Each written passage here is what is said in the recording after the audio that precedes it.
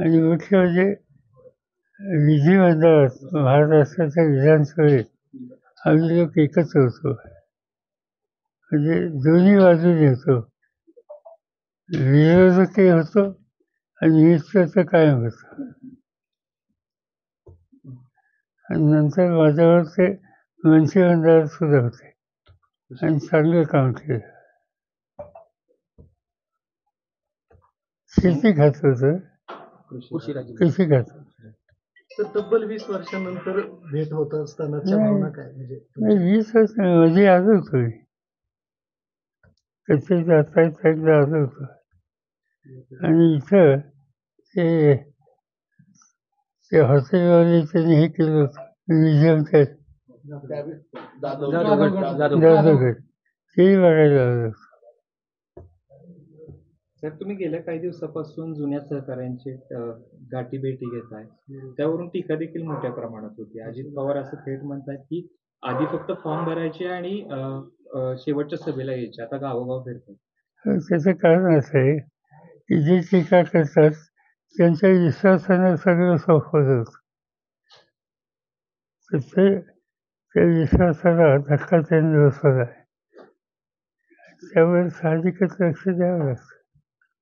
Sir, मध्यंतरी पुरंदरमध्ये तुमचा एक दौरा झाला आणि त्यामध्ये आता जर बघितलं तर पुरंदरमध्ये मोठ्या प्रमाणावरती दुष्काळ आहे, दुष्काळ आणि पाणी टंचाई मोठ्या प्रमाणावरती आहे. आता जर आज तोच प्रश्न आहे.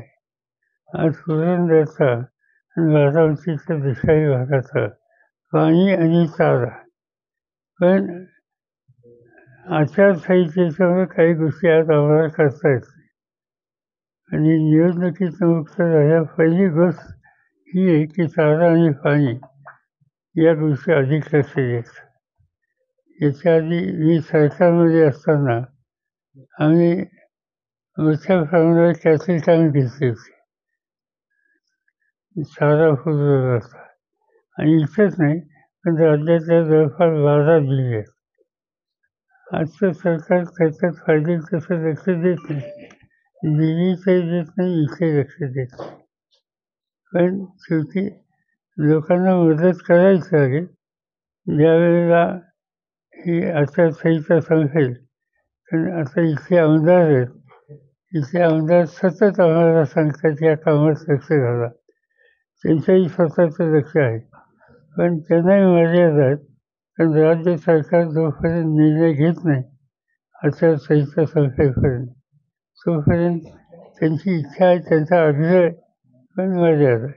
पण ठीक आहे, 3 असू दे आणि 4 असू दे, ही निवडणूक संपली या सगळ्या गोष्टीत ते लक्ष घालतील, आम्ही सगळेच घालू. साहेब, एक एबीपी माझा आणि सी वोटरचा सर्वे आला आहे, त्याच्यामध्ये महाविकास आघाडीला साधारणतः 20 ते 25 जागा मिळतील असा अंदाज व्यक्त करण्यात आला.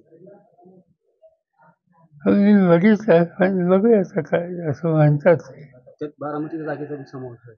बारामतीच्या जागेचा बी समावेश येतो. काय महाविकास आघाडीचा सर्वे ताई निवडून येतील असा सर्वेमध्ये आलेला आहे असं सांगतात. ठीक आहे, म्हणजे आता सर्वे असतात. मी महाराष्ट्रात फिरतोय तर मला चित्र अनुकूल दिसतं.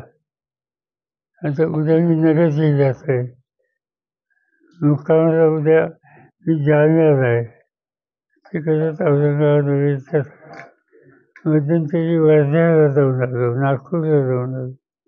मला चित्र चांगलं दिसतंय. सर, देशाचं एकंदरीत भारताचं चित्र काय राहील या निवडणुकीमध्ये? आता ट्रेंड असा दिसतो, लोकांची नाराजी आहे मोदींच्यावर.